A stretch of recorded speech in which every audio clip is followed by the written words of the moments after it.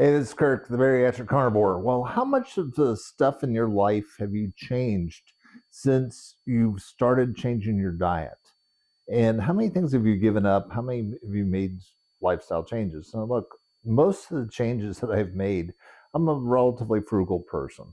So, I am not going to spend $10,000 on some sort of reverse osmosis water filtration system. I'm just not going to do it. I mean, yes, there's fluoride in my water. I can't help it. I'm not real jazzed with the chlorine in it and all the other stuff that's there. But frankly, I'm not willing to invest that much money in getting rid of all that stuff either. Uh, but there are some changes that I have made because they're relatively low cost and they're fairly easy to do. Some of which have been because of things that I've heard on the internet and I've researched it and I thought it made sense, and some things just because I've intuitively felt that urge to make the switch. Like one of them was getting rid of soaps and detergents that are commercial because I kind of started looking at the ingredient list and realized I don't want all that stuff to be absorbed through my skin. And, skin is your body's largest organ. You're absorbing a lot of stuff through it, and it gets into your system. So I have slowly but surely made the switch where I got rid of shampoo. I use baking soda and apple cider vinegar, at different times to kind of keep the scalp clean. But frankly, for the most part, I just don't use it. I wash my hair out with water and stuff, and it stays fresh. But frankly, you don't need a lot of that other stuff either. I've switched over from bar soaps that are commercial to more uh, beef tallow stuff. Single, very simple ingredient stuff without any additional fragrances. So, and I don't know how many of you guys have done the same thing, but, there's other things that I've done. Like I ran across all this stuff that started talking about the dangers of microplastics. Now, as far as I can tell, nobody has died from microplastic exposure, but, it's becoming kind of problematic when you notice that in autopsies, people are finding microplastics in brains and hearts and body's organs. So I'm kind of working to minimize my exposure to it. So I, still use Tupperware to store food, but that's after the food is cooled off and keep it in the refrigerator. And then when I reheat, I no longer reheat in the Tupperware because that seems to be when the problem is with plastics, is when when you're reheating, you're that's when the things are leaching out. The plastic is leaching out into the food, and that's we're absorbing a lot of that. I don't drink bottled water that's in plastic anymore because it's not that the water that I'm drinking right now is warm, but where was it been stored? Has it been on crates in a hot warehouse for extended periods of time? I don't know. And frankly, I kind of suspect that it has been. And that means the plastic is leaching out into the water and you're getting small amounts of it constantly. So I kind of minimize my exposure to that, and switched over from, I don't use styrofoam or plastic plates or plastic cups anymore. I use ceramic. Um, I've switched over, my all my drinking stuff is either stainless steel or glass. All the plastics have gone. So these are things that have slowly but surely been changing.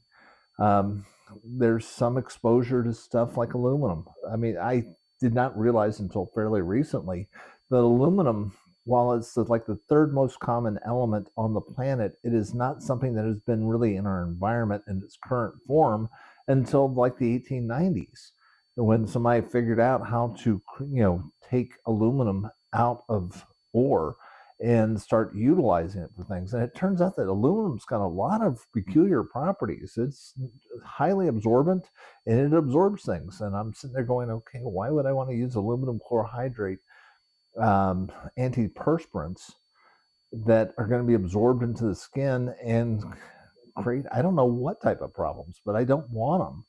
So I get rid of them.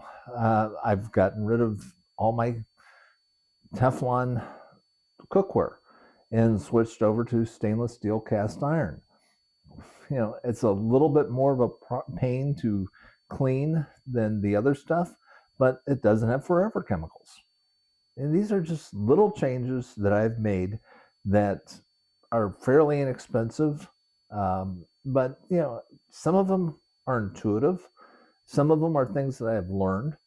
Some of them may have a benefit, but frankly, there's not any of this huge science because, frankly, most of the stuff is what we consider grass, generally recognized as safe, which is the federal government's way of saying it ain't going to kill you immediately. But it doesn't necessarily mean it's good for you either. There's a lot of chemicals that are in ultra processed foods, food dyes, preservatives, etc., that frankly have never been studied long term because they've just been allowed into the food system, but nobody's really taken a look at how they interact with other chemicals. And the simpler I can make my life with as little interaction with stuff, you can't help it. If you live in this world, you are going to be exposed to auto exhaust. There's going to be exposure to all sorts of magnetic fields. Wi-Fi signals are going to go through the house. There's going to be electricity, etc. And they may have an effect on things, but I'm not going to live in some sort of plastic bubble either. But the little things that I can do that minimize my exposure to stuff, I'm going to do. Just because I feel drawn that way.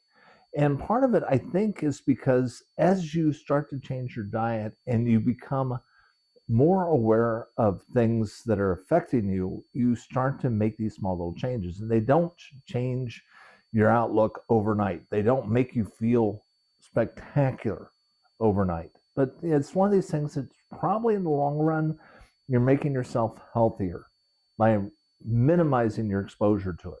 And I liken it to my son when he swam competitively in high school. He was always trying to get the latest and greatest new technical swimsuit. And I kind of likened him to like a scratch golfer who always wanted a slightly better club, or always wanted the latest and greatest little thing. And I was kind of joking with his coach about it. And his coach said, "No, I don't think you're looking at this correctly. You see, you getting a really good swimsuit, because you don't compete, etc., it wouldn't make any difference at all. But your son is really good, and he is aware of every bit of drag on him. And as a result, he notices these differences in the swimsuits because, to him, a little bit of drag is noticeable. Well, the healthier you get, the more you clean up your diet, the more you become aware of these little things that are kind of a little bit of a drag on your overall health, even though it's probably not going to change your outlook in life. It's not going to give you more energy and vitality, but you just become more aware of the drag. This is Kirk, the Bariatric Carnivore. What drag have you noticed? What things are you, as you began your health journey, what things have you gotten rid of? What little changes have you made? And please share them in the comments below. I'm always looking for new tips, things that I can do to help improve my health. Again, I'm personally not going to spend a lot of money on stuff, and I'm not going to live in a mud hut somewhere, but I'm willing to make, small changes that might make a slight difference. So please leave your comments below, share those ideas with other people, because in this fight for our health, hey, frankly, we are all alone in this, but we can all be alone in this together. So hopefully you can share some ideas that may help, that have helped you or you think have been beneficial, and they may help other people. Heck, I might make a video on it. This is Kirk, the Bariatric Carnivore. I try to put out a couple messages each week. If you like this message, please hit like and subscribe. Join this channel of other like-minded folks. I will talk to you again soon.